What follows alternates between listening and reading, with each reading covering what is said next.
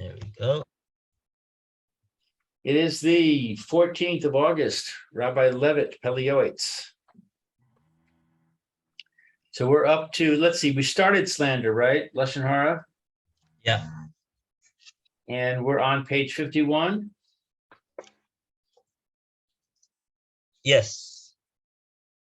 At the bottom of the page, I think, since the magnitude. Right. Right. Okay. Since the magnitude of the obligation to admonish wrongdoers is well known, and a person whose ears heard prohibited words will also be singed in the hereafter, then behold, it is proper for God-fearing individuals and those who give value to his name, who are standing among an assembly of members of a congregation of common people, who converse excessively and speak Lashon Hara, which they mistakenly consider totally permissible. And no man takes precautions to avoid speaking slander, for they do not know what Lashon Hara is, to admonish and remind them, and to say to the speaker, abandon your slander. This applies, okay, so what, it's saying that you should do this? Let's see, I forgot, I lost the flow. Since, okay, so it's saying you should admonish them, even though they don't know what they're doing. This applies to all kinds of transgressions that a person sees others doing. A man must use his strength to have pity on the honor of his maker and his soul. He must inform his fellow Jews of their transgressions and the house of Yaakov of their sins. By doing so, he redeems transgressors, he redeems his soul, as I will write about later with divine assistance in the entry Tochacha and in the entry Avon. So I have a couple of questions here. Let's see.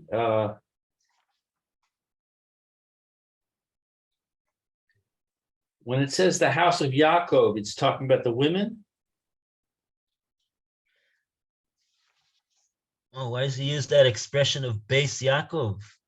Yeah, he says, so form his fellow Jews of their transgressions and the house of Yaakov of their sins. Yeah, he made two groups over there. What's he Right. making two groups for? I remember there was a vort on the Torah where it says that Hashem said to Moshe, say to the Klal Yisrael, blah blah, and to the Beis Yaakov, blah blah, or vice versa. Then the commentary said that the Beis Yaakov was the women. Right. Let's see what he says over here.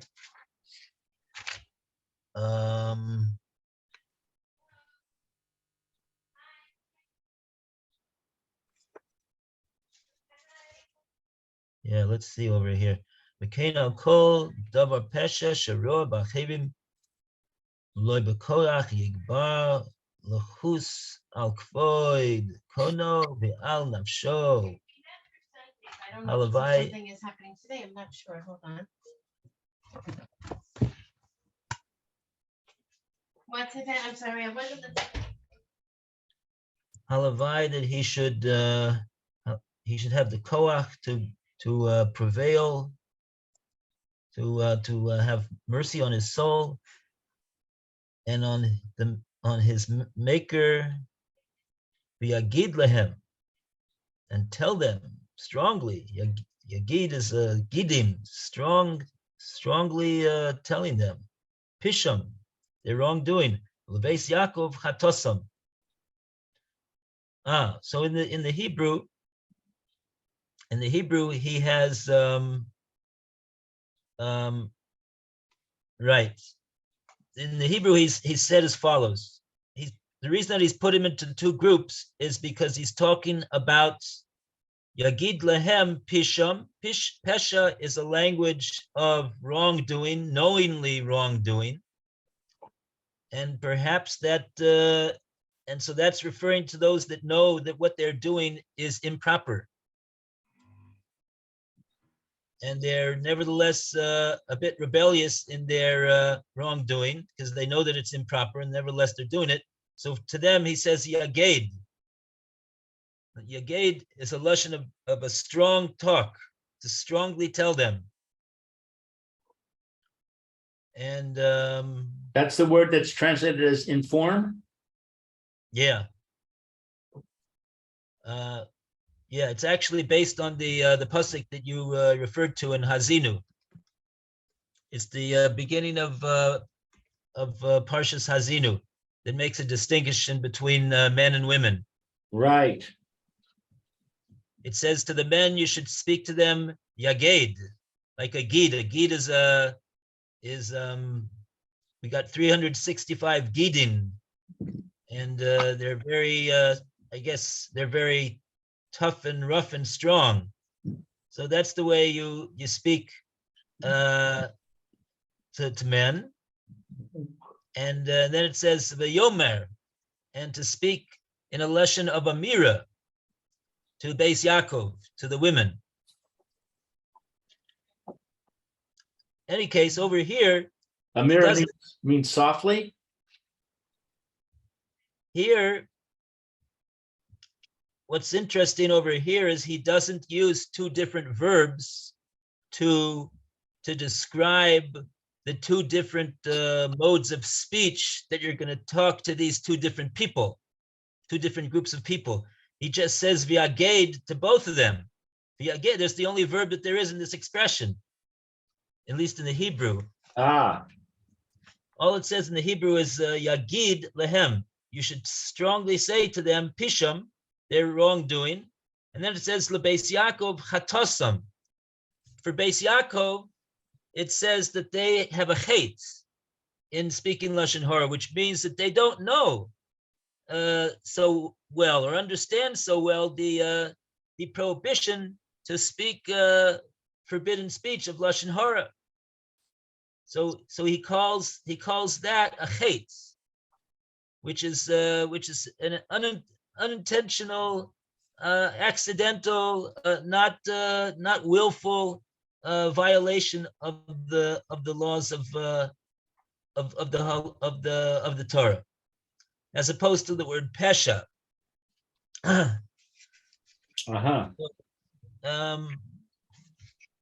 Okay. So is he saying that the women tend to not do it on purpose, but the men tend to do it on purpose? Maybe the reason why he's saying it like that is because the men ought to know better, because they're supposed to learn, and they're supposed to learn halacha, and so they're supposed to know this halacha because they're supposed to learn halacha. But the women, you can't take them to task so much because they've that's not their main function to learn and to learn and learn. That's you can't that's the general. But of course, the main emphasis, of course, is that someone, what we would say is someone who doesn't know any better. So obviously, you're not going to come down on their head so strongly. And the one who does know better, you are,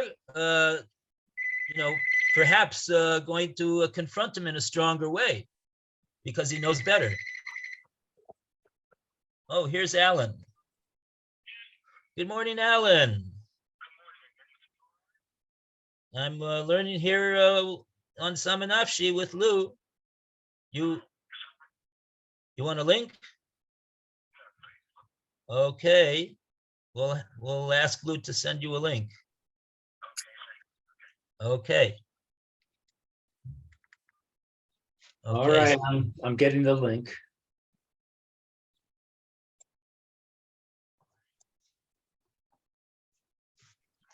How did they translate it into English?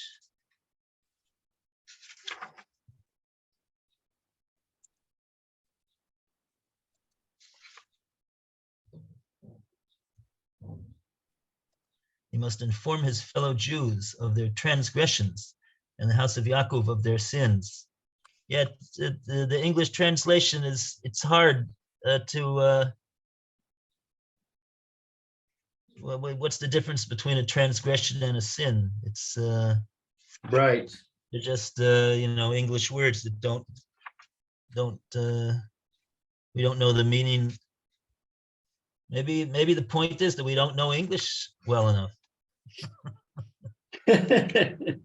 Well, We don't know the difference between the word transgression and the word sin. Right. Right, but it's kind of irrelevant because, like you said, it only uses one word for how you're informing.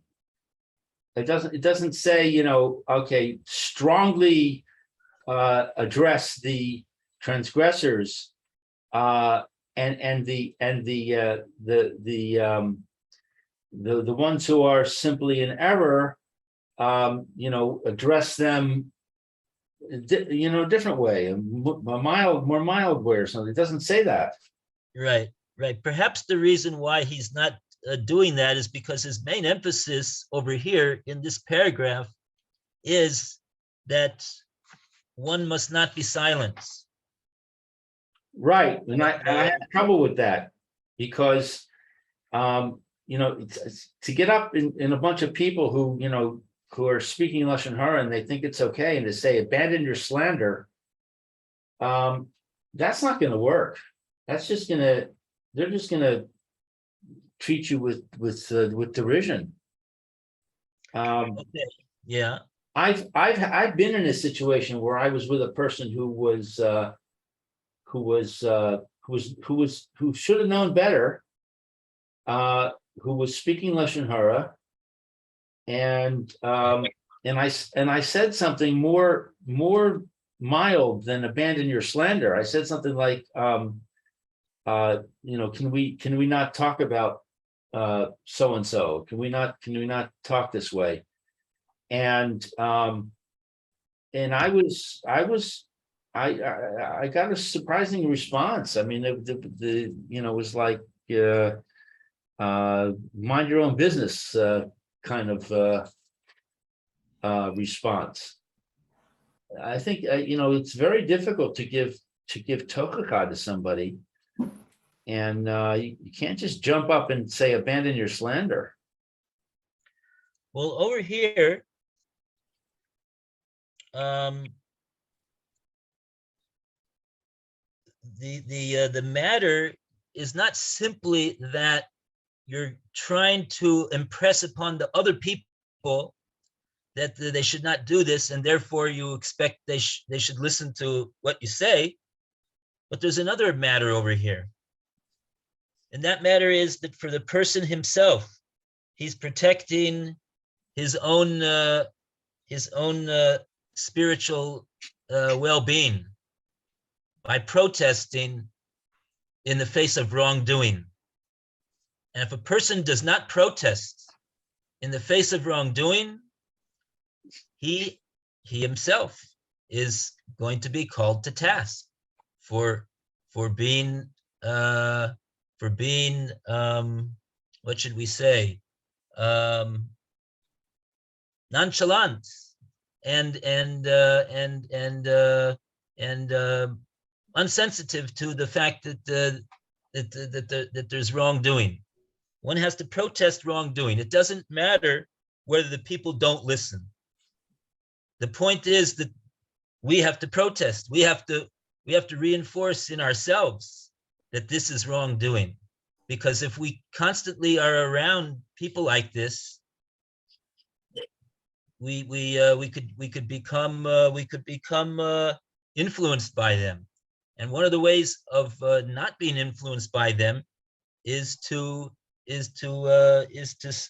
condemn what they're doing. So we have to make sure that, like he says over here, the magnitude of the obligation to admonish is well known, and a person whose ears heard prohibited words will also be singed. Why? I didn't say anything. Yes, but you listened, and you allowed the person to keep talking, and you didn't protest what he was saying. So you're providing an audience for this person to continue with his lashon hara. If you wouldn't be there, would he just say lashon hara to the wall? No. So you're providing an audience, or providing this person with the opportunity to say lashon hara. So this is the difficulty of this situation. It's not simply a matter of pointing out to them that lashon hara is an avera, but it's a matter that's called tochacha. That's called tochacha. Tochacha means that you're trying to be mochiach, trying to prove to them that what they're doing is wrong, and like that, if it's clear to them that what they're doing is wrong, they will stop, because they didn't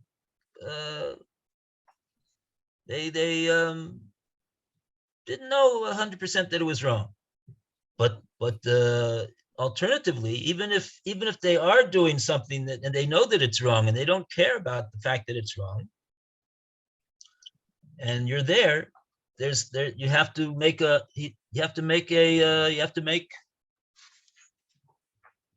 here it's even more than that. It's not just simply making a macha. It's not simply protesting what they're saying.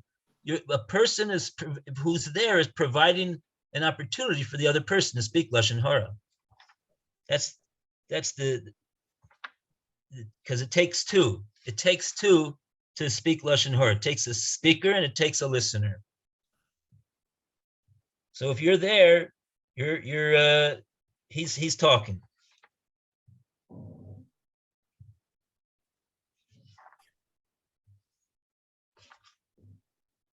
So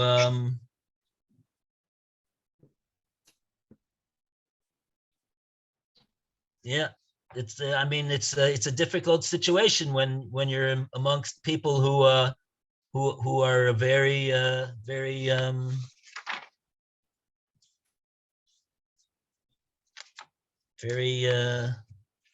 speak a lot of lashon hara. It's a very difficult situation to be in. It's a situation to avoid. Lechatchila, if a person knows that people speak lashon hara, then he shouldn't find himself in their company.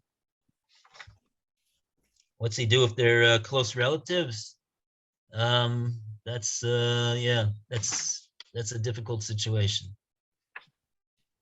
Yeah, definitely. I've had that problem.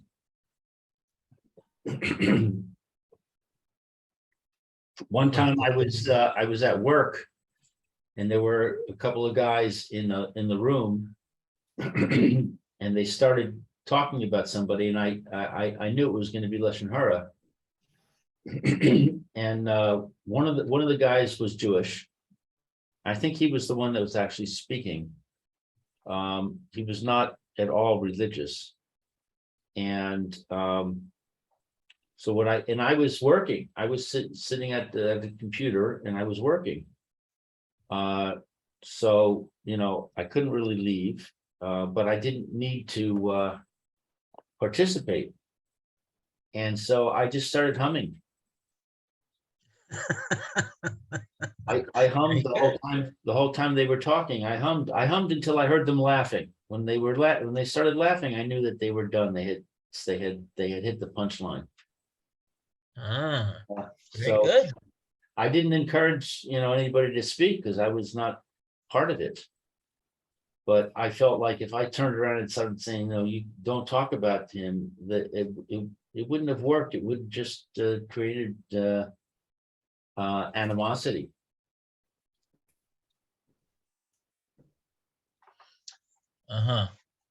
Okay, so you avoided hearing, though. I avoided hearing, and I didn't encourage, because I obviously was not participating. Yeah, you weren't listening.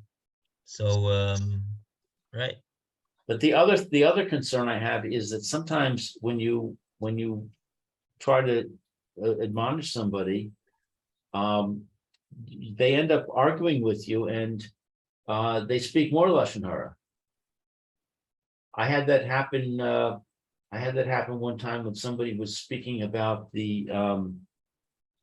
They were speaking something about an Israeli politician or the policies of the IDF. I forget exactly what it was. I think there was a war. There had been a war, and I don't remember the details. But anyway, he was saying bad things about. It was about the IDF. It was bad things about the IDF because I remember I said to him,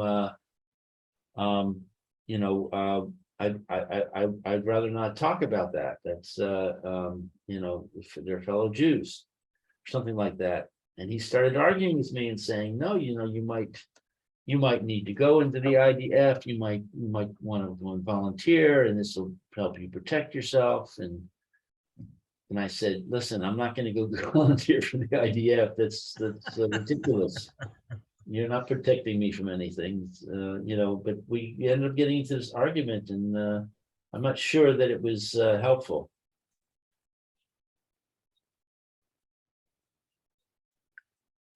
Uh-huh.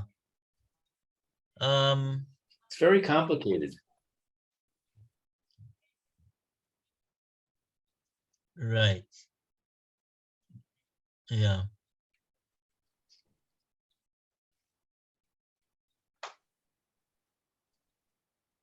Yeah.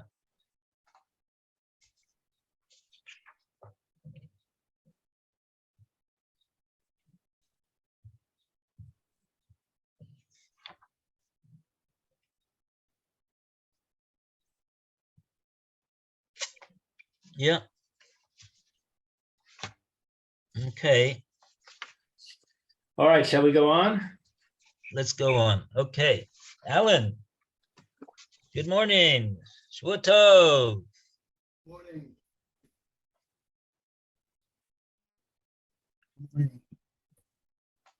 It's hard to hear you, Alan. Now you can, I think. I'm Much back. better, much better. Now by the computer. Okay. Okay, Alan.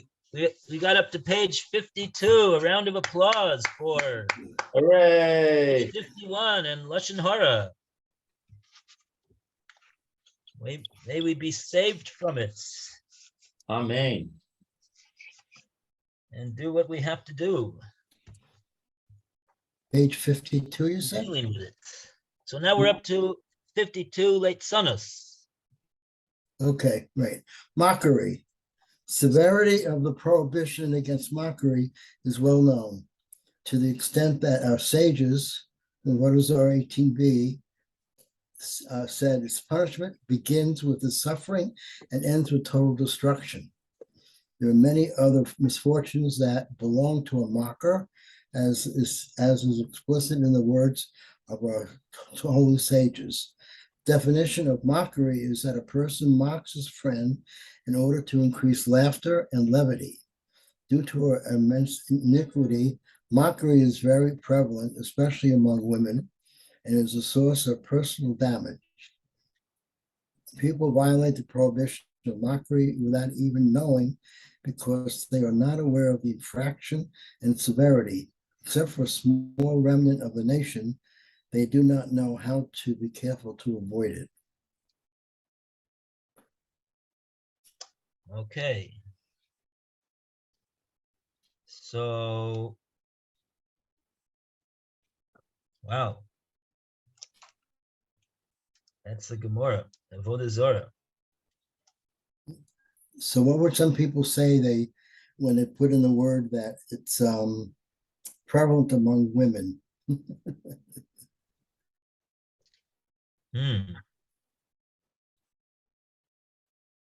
Yeah, we just said before that they don't know any better because they don't learn. So maybe that's what he means. People violate the prohibition of mockery without even knowing, especially women. They don't know. They should know. Their husbands have to point out to them. Why is she telling us this? Why does he have to say especially among women? How is that helping us?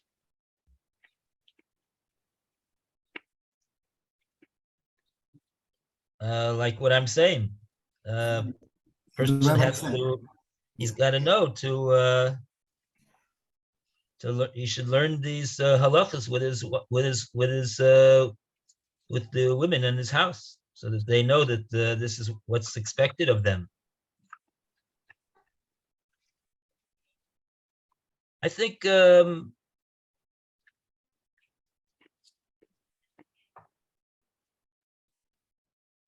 yeah, that's what I think.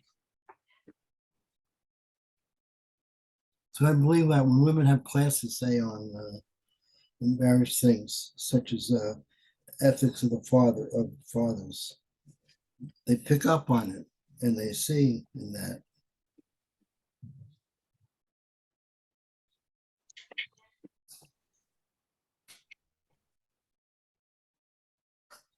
Maybe he also has in mind to think that he's telling us this because a person might think about his own wife. Oy vey, my wife is just terrible. You know, she's mocking and speaking lashon hara and blah blah blah. Oh yeah, so says the Pele Yoetz. First of all, let me tell you something. Your wife is not unusual. And second of all, if you why don't you learn the halachas with her instead of complaining about it? Then you will have done your part in educating her about these halachas, and this is something that is an important matter.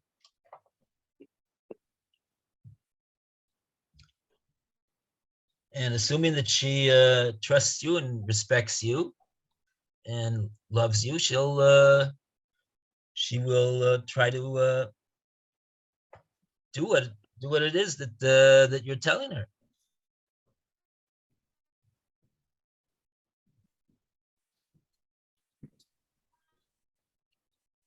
This is the obligation of the men of the house.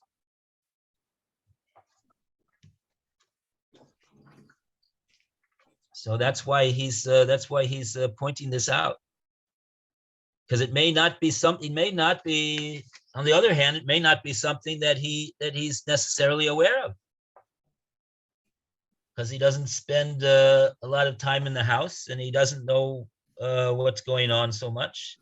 So he should know, so that he should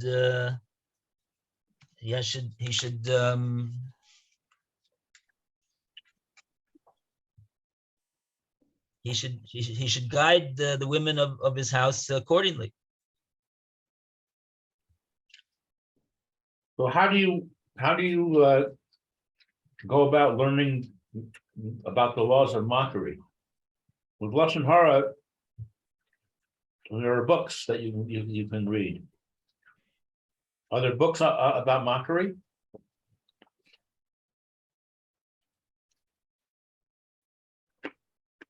I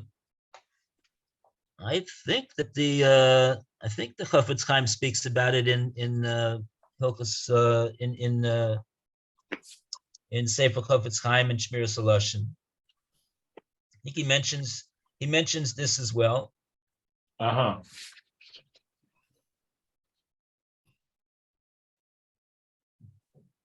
It could be it's in one of the.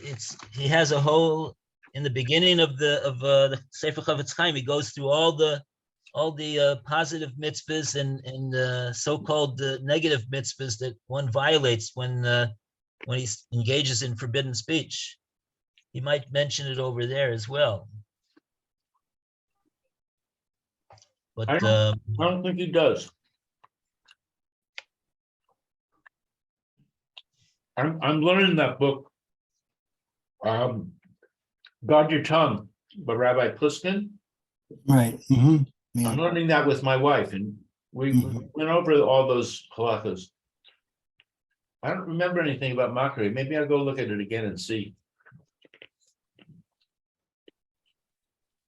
I'm just thinking that maybe when we finish the book, we should get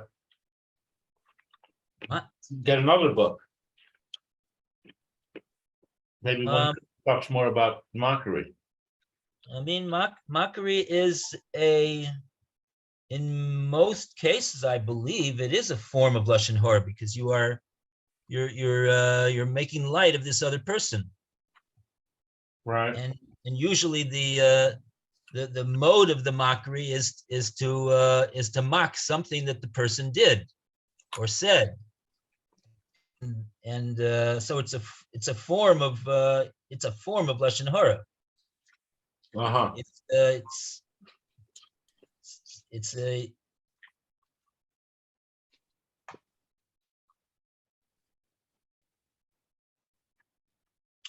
and yeah, maybe we should look up this Gemara over here, Avodah Zorah. Its punishment begins with suffering and ends with total destruction. He says that this statement refers to mockery. Uh-huh. I'd like to see that. Maybe we'll get some.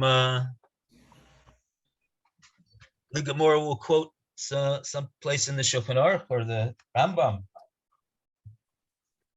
I'm gonna see if I have it.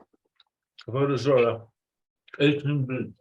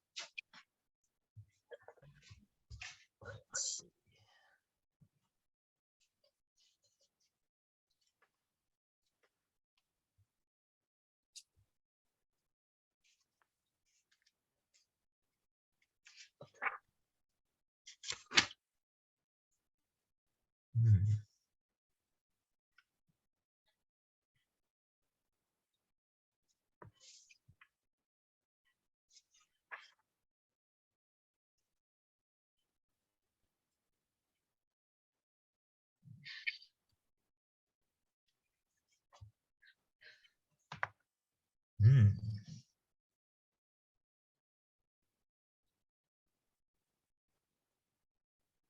Hmm.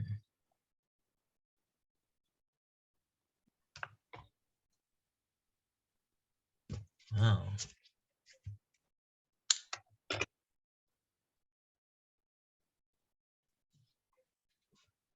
Let's see.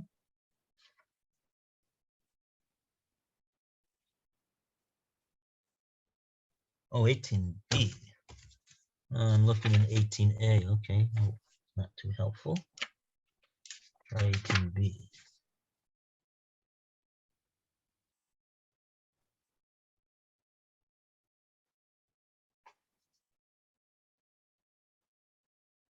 Let's see, what word are we looking for? We're looking for litzanos.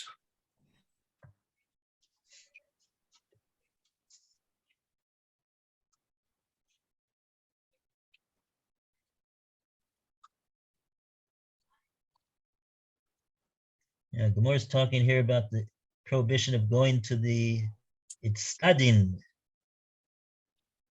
Karkum, Moshev Leitzin.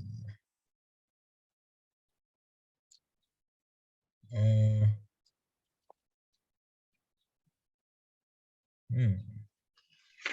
I see the word late seam. It's the third fat line.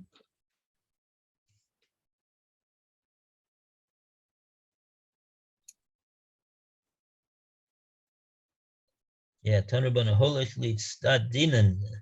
Karkum Rosham Rosham Esan Nachashim Esachaberin. Bukion, Bukion, Bulion, Lulion, Lorin, Sagurin, Reize Moshe Bleitzim, Valehem Akosav Oimer Ashri Ish, Shelo Holach, Ba'atzas Rishoim, Derech Hashem, Moshe Bleitzim.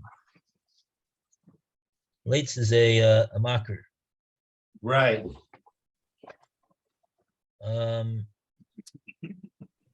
Over here, he may not even be doing, even saying anything.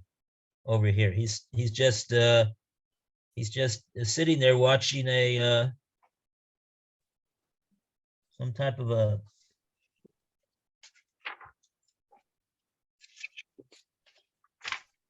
here. 1 second. Here he's talking about here. Amar Rebbe Eliezer kol hamitlot seitz yisurin boin olav shenemar v'ata al tislotzun pen yakziku mosrechem amalhu rava rabbonen b'matusa be'inam naifu v'lot.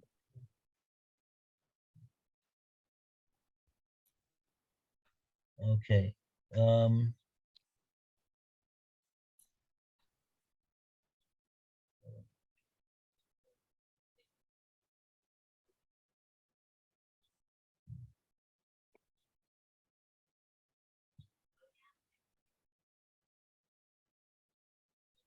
Yeah, here's the statement that he's quoting here in the this is Amar Rebbe Eliezer Kashehi Leitzonos.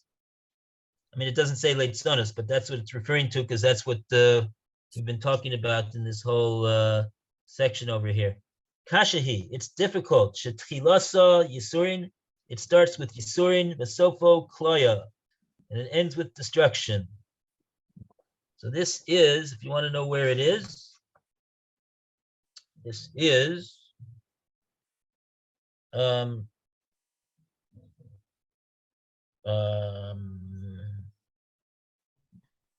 this looks to be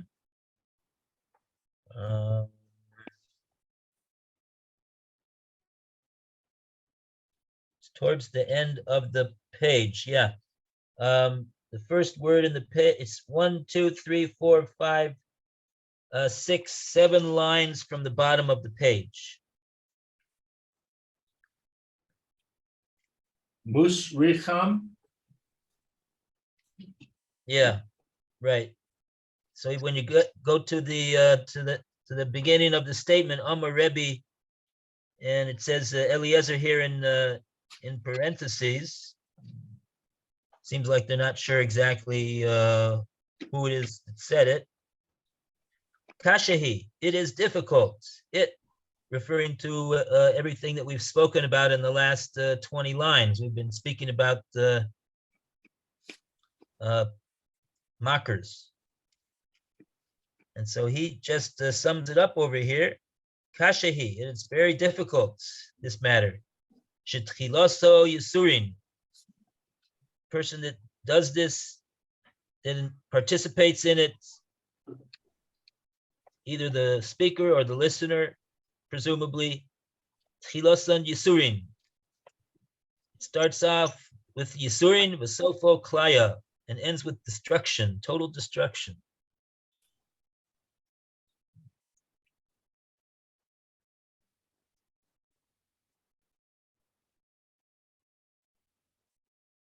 Wow, wow.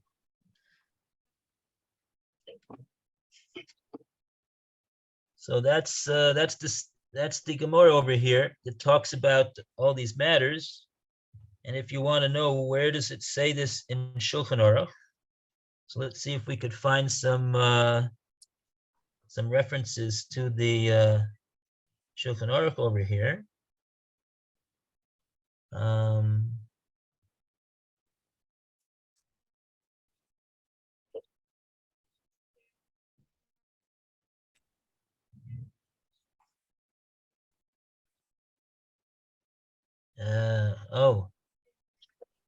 It doesn't seem like we have any. Okay.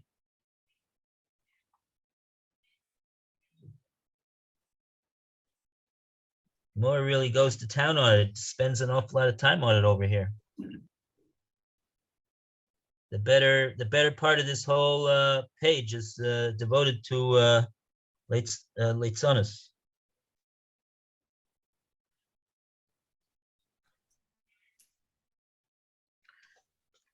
And they bring over here from the Ben Yoyoda. Ben Yoyoda says, Sheyesh Yisurim, what's the meaning of this statement of Chazal? It starts with Yisurim and it ends with Klaya, with destruction. What is that? What's the point of that? So the Ben Yoyoda says, yes, because this is a very unusual thing over here, what the Gemara is talking about. Yesh Yisurim, Haboyim ala Adam, Shehem Mechaprim. Generally, we find that Yisurim, even though they may not be so enjoyable, they are they provide a person with a kapara, with an atonement. Vehem einam nechshavim l'klaya.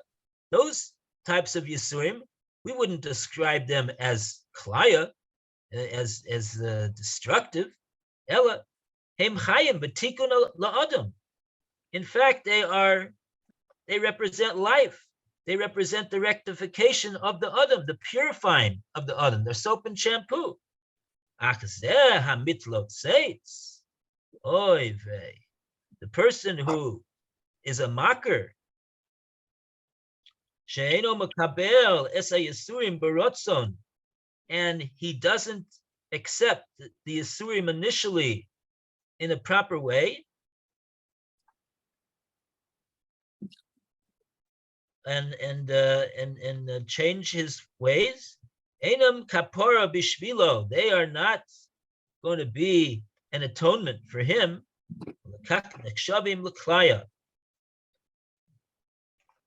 And therefore they are regarded over here as destructive.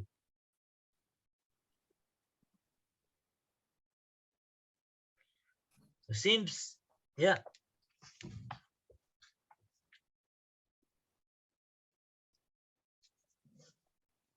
Okay, so anyway, that's where it says it.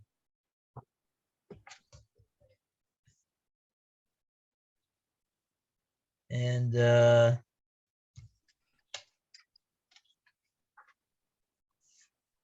right. This whole matter of Leitzonos is if you want to know what is Leitzonos all about, and why is it so? Why is it so severe? Well, first of all, we said it's lashon hara, generally speaking, and second of all, even if it's not lashon hara, even if you have a speaker and he spent the whole hour talking about the importance of a certain matter in the Torah, and extolling the importance of this particular matter. Let's say whatever the matter is. It doesn't matter what the matter is. And then there comes along somebody. He makes a bit of a joke about the substance of this, what the speaker said, and everybody finds it very enjoyable and they laugh. And you know what that person has done? He's basically destroyed the whole effect that this rabbi was trying to instill in this crowd of listeners by impressing upon them the importance of what the Torah is telling them. And this person comes along and he blows it all up. So he makes something which really should be important, and he makes it into something which is a bit of a like something that's foolish, or something that's a mockery, or something that he takes down something that's important and makes it unimportant. That's what mockery is all about. And so a person too is important. A person is a tzelem Elokim, especially someone who observes the Torah and keeps the mitzvahs. And somebody's going to mock that person who's very important. He's a very important person.